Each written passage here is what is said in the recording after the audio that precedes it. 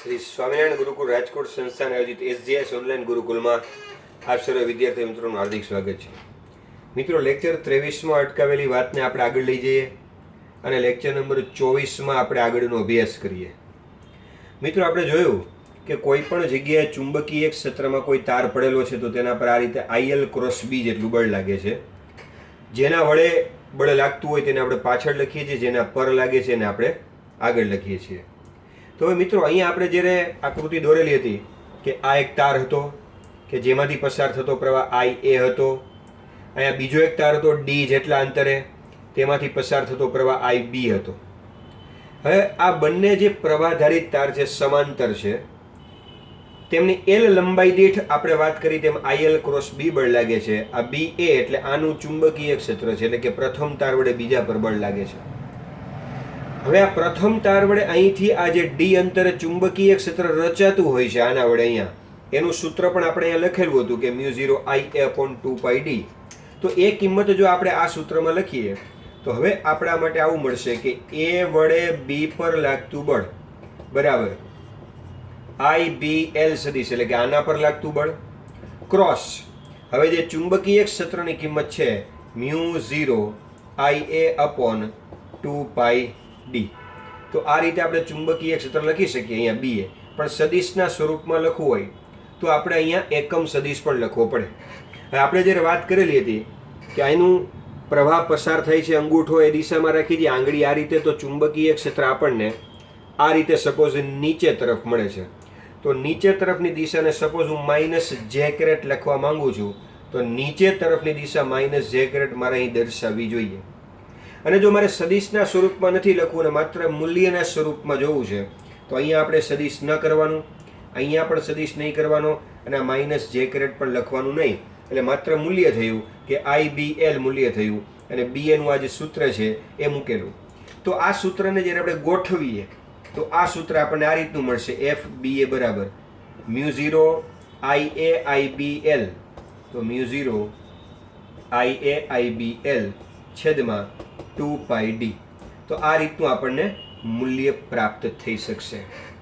દિશા શોધવા માટે થઈને આપણે અહીં સદિશ પણ લખવા પડશે, અથવા તો ક્રોસ ગુણાકારના સૂત્રનો ઉપયોગ કરવો પડશે, અથવા તો આપણે જે આ વાત કરેલી છે કે પ્રથમ આંગળી આ પ્રથમ સદિશની દિશામાં, બીજી આંગળી બીજા સદિશની દિશામાં, તો અંગૂઠો તમને આ બળની દિશા દર્શાવશે.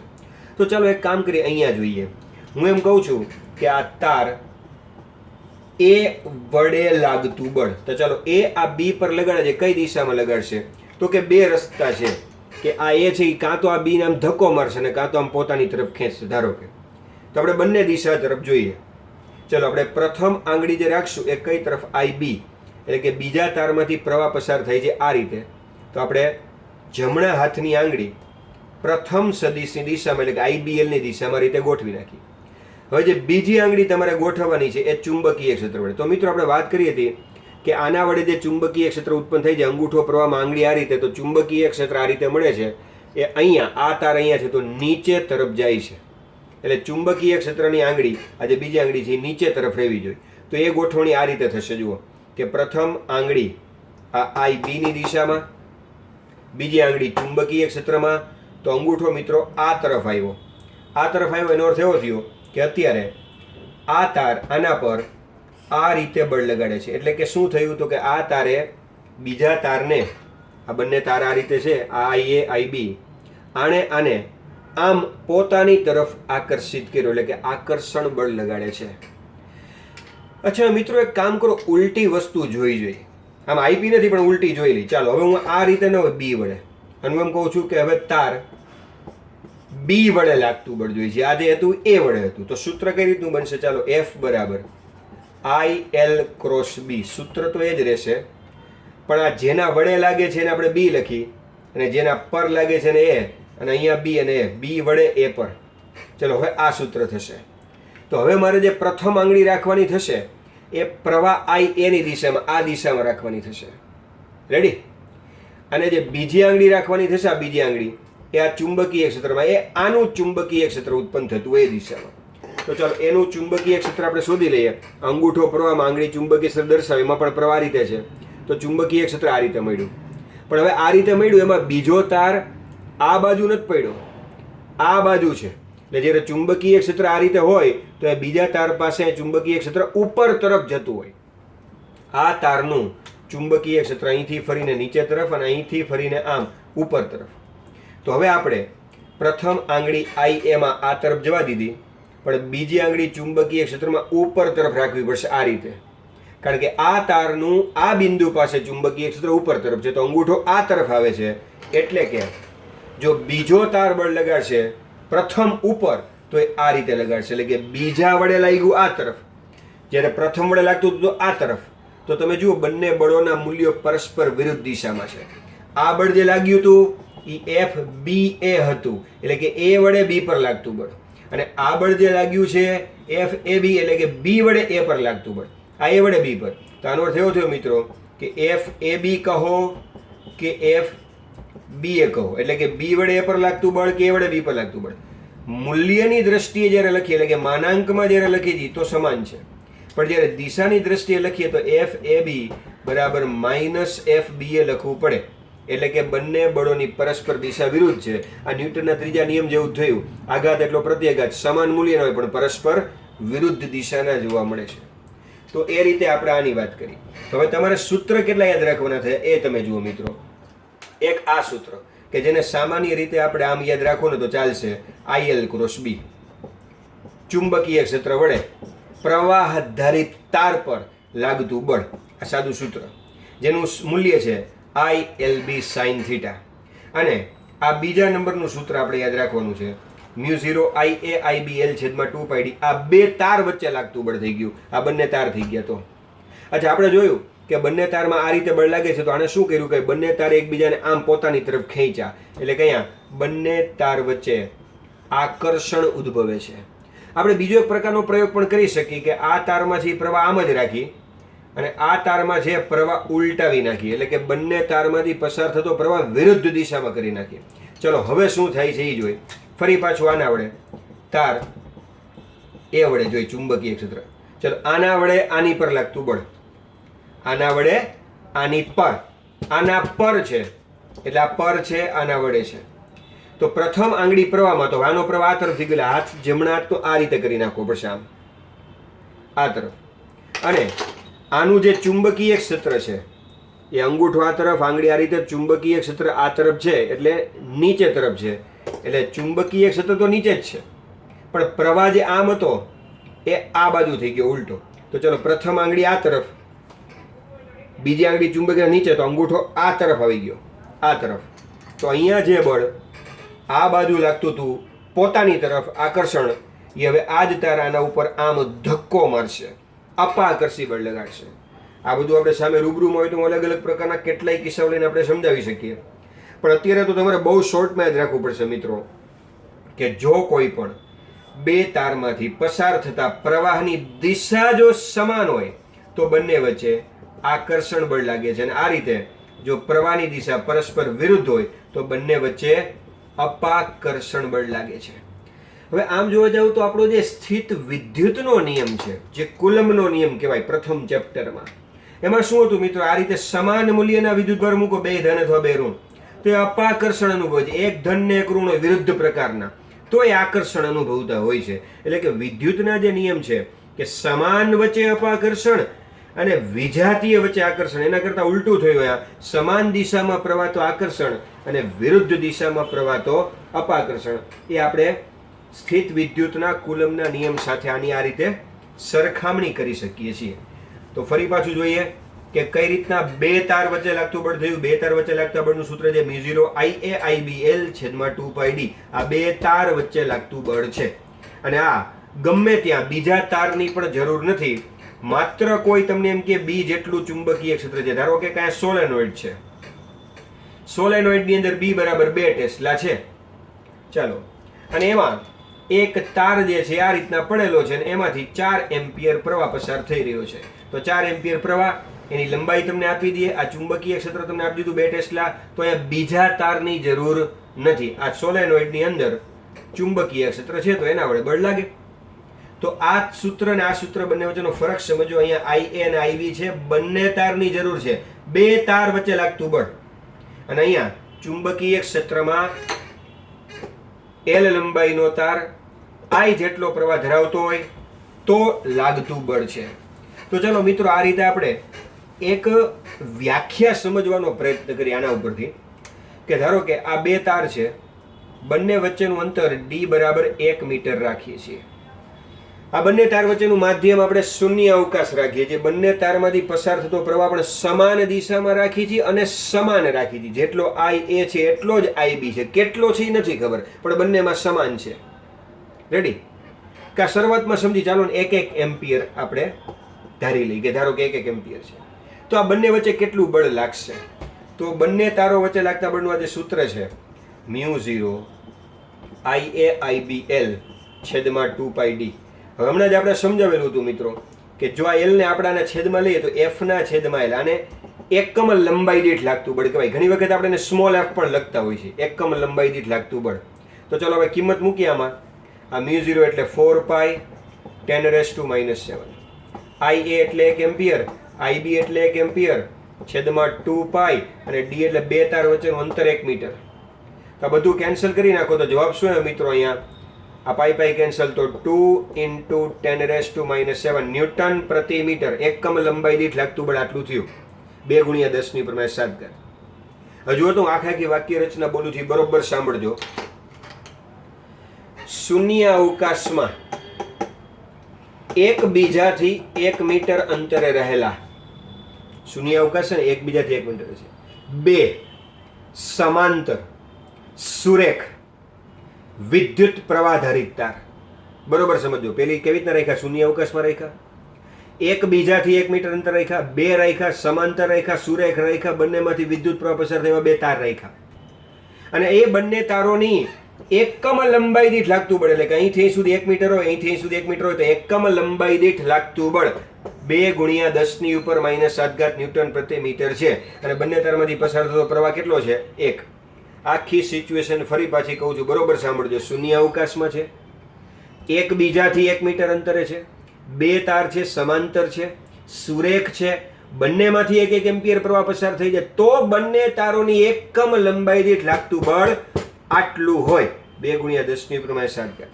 અચ્છા, વાક્યને ઉલટાવી નાખું. જુઓ તો પ્રવાહ કેટલો છે એ ન કહું અને ઉલટી વસ્તુ કહું. હવે શૂન્ય અવકાશમાં રહેલા છે, એકબીજાથી 1 મીટર અંતરે રહેલા છે, બે તાર છે, સમાંતર છે, સુરેખ છે, બંને તારોની એકમ લંબાઈ દીઠ જો આટલું બળ લાગતું હોય તો કહી શકાય કે બંને તારમાંથી પસાર થતો પ્રવાહ 1 એમ્પિયર છે. તો મિત્રો આ 1 એમ્પિયરની વ્યાખ્યા થઈ. એક રીતે વ્યાખ્યા તમે પાકી કરજો બરોબર, અલગ અલગ કટકા પાડીને કે કોણ કોણ છે. તો કે બે તાર છે, કેવા છે? અનંત છે. કેવા છે? સુરેખ છે. કેવા છે? સમાંતર છે. તો તમે લખી શકો કે બે ખૂબ જ લાંબા છે, પછી સુરેખ છે, સમાંતર છે. આવા તો તાર છે. જો તારે કઈ જેવા તેવા નથી. કોઈ તમને એમ કે બે તાર લીધા, કેવા? તો કે જેવા તેવા નહીં, લાંબા તાર, સુરેખ તાર, સમાંતર તાર, શૂન્ય અવકાશમાં રાખેલા તાર. જો આવા તો તાર છે ભાઈ. એકબીજાથી 1 મીટર અંતરે રાખેલા હોય, એકબીજાથી, તો કે એકબીજાથી 1 મીટર અંતરે રહેલા બે તાર. અને બંનેમાંથી કેવો પ્રવાહ પસાર કરી? તો કે બંનેમાંથી સમાન વિદ્યુત પ્રવાહ પસાર કરી. કેટલો એ નથી ખબર, પણ સમાન, બંનેમાં સરખો વિદ્યુત પ્રવાહ પસાર કરી. અને બંને તારોની એકમ લંબાઈ દીઠ લાગતું બળ જો આટલું હોય તો કહી શકાય કે બંને તારમાંથી પસાર થતો પ્રવાહ 1 એમ્પિયર છે. તો 1 એમ્પિયરની વ્યાખ્યા થઈ. રેડી? આદર્શ પરિસ્થિતિની વાત છે. બાકી ખરેખર આજુબાજુ પૃથ્વીનું ચુંબકીય ક્ષેત્ર પણ હોય છે. તો પહેલા તો છે ને આપણે એને ન્યુટ્રલાઇઝ કરવું પડે, એટલે કે નાબૂદ કરવું પડે. પણ એ આદર્શ પરિસ્થિતિમાં તો આપણે એમ સમજતા એક બીજું આજુબાજુ કોઈ ક્ષેત્ર નથી, એટલે પૃથ્વીનું પણ નથી, અથવા છે તો નાબૂદ થયેલું છે એવું આપણે કહેતા હોય. રેડી? અને આ જે બળ લાગે છે, આ બધા બળો એ આપણે માપી શકતા હોય છે. વિદ્યુત પ્રવાહ તુલા નામનું સાધન હોય છે. આ વિદ્યુત પ્રવાહ તુલા નામના સાધન વડે આપણે આ જે યાંત્રિક બળ સામસામું લાગે એ આપણે માપી શકતા હોય છે. હવે મિત્રો આના ઉપરથી છે ને આપણે વિદ્યુત ભારના જથ્થાની કુલંબ વ્યાખ્યા પણ આપી શકીએ. જો મેં તમને મટીરિયલ આપ્યું ને એમાં આ પ્રશ્ન પણ સામેલ કરેલો છે. અને કોઈ જો દર્પણ બુક યુઝ કરતું હોય તેમાં 300 નંબરના પેજ ઉપર 33 નંબરનો પ્રશ્ન છે. પેજ નંબર 300 ઉપર પ્રશ્ન નંબર 33. બાકી મટીરિયલ આપ્યું એમાં તો છે જ કે વિદ્યુત ભારના એસઆઈ એકમ કુલંબને એમ્પિયરના સંદર્ભમાં વ્યાખ્યાયિત કરો. તો એ સાવ સહેલું થઈ ગયું, એના કરતાં ઉલટી વ્યાખ્યા થઈ ગઈ કે જ્યારે કોઈ સુવાહક તારમાંથી 1 એમ્પિયર વિદ્યુત પ્રવાહ પસાર થતો હોય, કેટલો 1 એમ્પિયર પસાર કરવાનો સ્થિર, તો આપણે કહી શકીએ કે કોઈ પણ તારના આ આડછેદ છે, આ આડછેદમાંથી 1 સેકન્ડમાં પસાર થતો વિદ્યુત ભારનો જથ્થો 1 કુલંબ છે. આવું આપણે કહી શકીએ. એના કરતાં ઉલટી વ્યાખ્યા છે ને, તમે અગાઉના ધોરણમાં ભણી ગયા છે I બરાબર Q/T પ્રમાણે. તમે શું લખતા હતા? છેદને એકમ કરી નાખો કે કોઈ પણ વાહક તારના આડછેદમાંથી, એટલે કે આ જગ્યામાંથી 1 સેકન્ડમાં 1 કુલંબ વિદ્યુતભાર જથ્થો પસાર થતો હોય તો તે તારમાંથી પસાર થતો પ્રવાહ 1 એમ્પિયર છે તેમ કહેવાય. એની બદલે ઉલટું થઈ ગયું કે જો કોઈ તારમાંથી 1 એમ્પિયર પ્રવાહ પસાર થતો હોય તો તેના આડછેદમાંથી 1 સેકન્ડમાં પસાર થતો વિદ્યુતભારનો જથ્થો 1 કુલંબ છે તેમ ગણી શકાય. એવી આ ઉલટી વાત આપણે કરી. હવે મિત્રો, આ બધા જે સૂત્ર છે એ સૂત્ર આધારિત આપણે દાખલાઓ ગણીએ. તો દાખલાઓ આપણે સ્વાધ્યાયનો દાખલો 4.5 ગણ્યો, તો હવે આપણે દાખલા નંબર 4.6 એટલે કે નેક્સ્ટ આપણે દાખલો લઈએ. એમાં તમને કહેલું છે કે 3 સેન્ટીમીટર લંબાઈના તારમાંથી 10 એમ્પિયર વિદ્યુત પ્રવાહ પસાર થાય છે. આવી ચોખવટ કરેલી છે. ચાલો, એટલે આ તારની લંબાઈ એ 3 સેન્ટીમીટર છે, આ કહેલું છે, અને એમાંથી આ 10 એમ્પિયર વિદ્યુત પ્રવાહ પસાર થાય છે. આ પણ વાત આપણને કરેલી છે દાખલાની રકમમાં. હવે આવા તારને ક્યાં મૂકેલો છે? તો કે આવા તારને એક સોલેનોઇડમાં મૂકેલો છે. કેવી રીતે મૂકેલો છે કે સોલેનોઇડની અક્ષને આ તાર લંબ રૂપે ગોઠવાવું જોઈએ. એટલે કે ધારો કે આ કોઈ સોલેનોઇડ છે અને આ એની અક્ષ છે, તો એને લંબ રૂપે મૂકેલો છે. એટલે કે આ 3 સેન્ટીમીટર ધરાવતા તારને આ રીતે મૂકેલો છે લંબ રૂપે.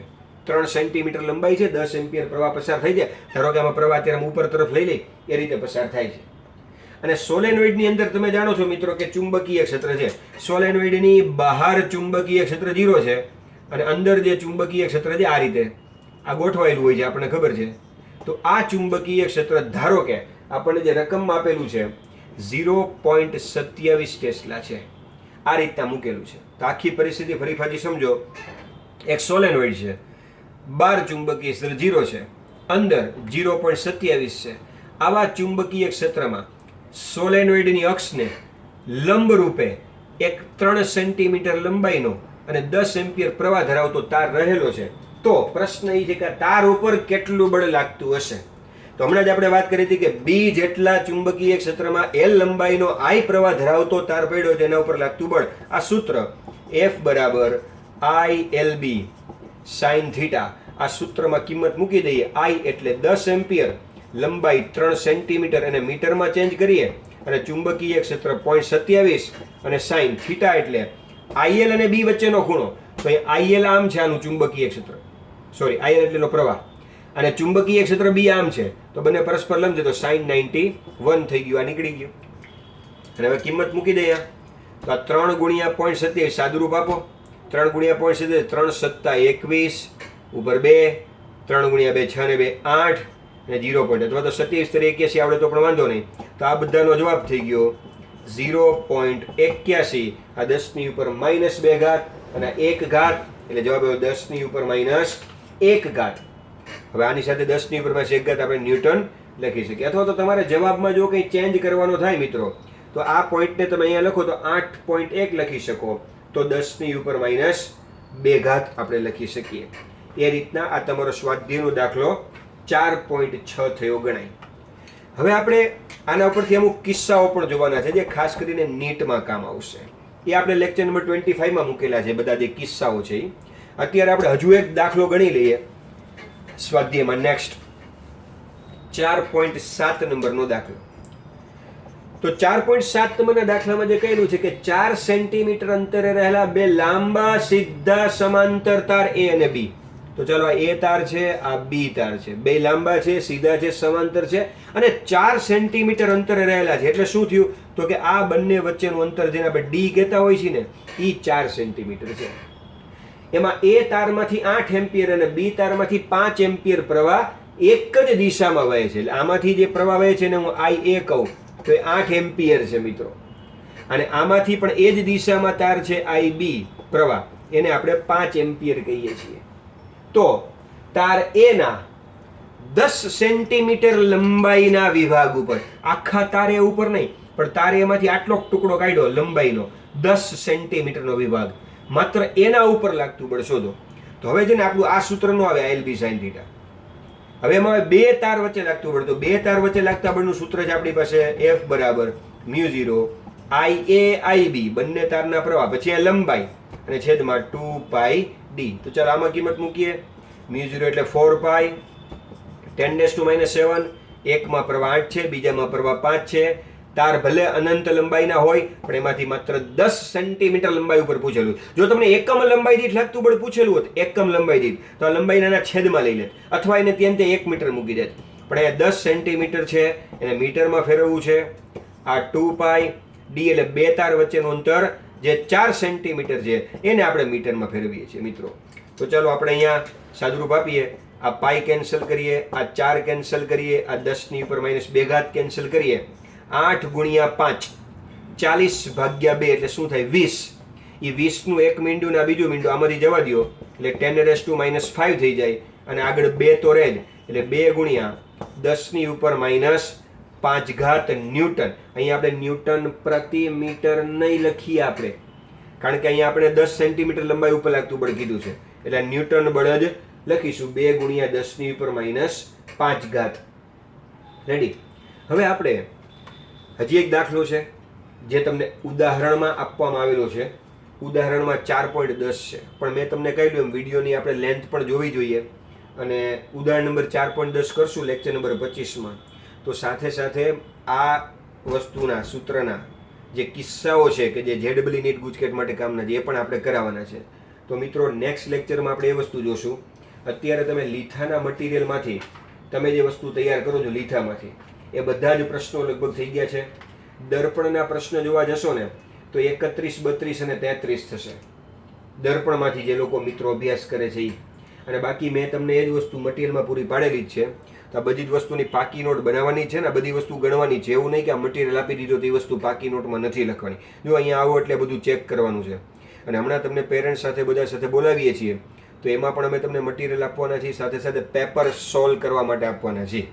અને સાથે સાથે JEE નીટના લેક્ચર પણ 200 શરૂ થઈ જ રહ્યા છે. એમાં થોડી ગ્લાસ બોર્ડમાં તકલીફ હતી, એટલે એમાં આપણે એક નવી ટેકનિક મૂકી છે કે બોર્ડ આપણે જૂનું જ લઈ છે, આ રીતનું જ વ્હાઇટ બોર્ડ, પણ એની અંદર MCQની રકમ તમને સોલ્વ કરવા માટે થઈને કઈ રીતે ગોઠવી શકાય તે તમને ખ્યાલ હશે. આપણે જૂની ધીમ એજ્યુકેશન એપ્લિકેશનમાંથી જે ભણતા હતા આપણી, એવી થોડી ટેકનિક આપણે અહીંયા મૂકી અને એ વસ્તુ તમારે અંદર પીરસવામાં આવશે. તો ત્યાં સુધી તમે અત્યારે આ બધી જ જે વસ્તુઓ છે એ નોટમાં સરસ મજાની પ્રિપેર કરી રાખો.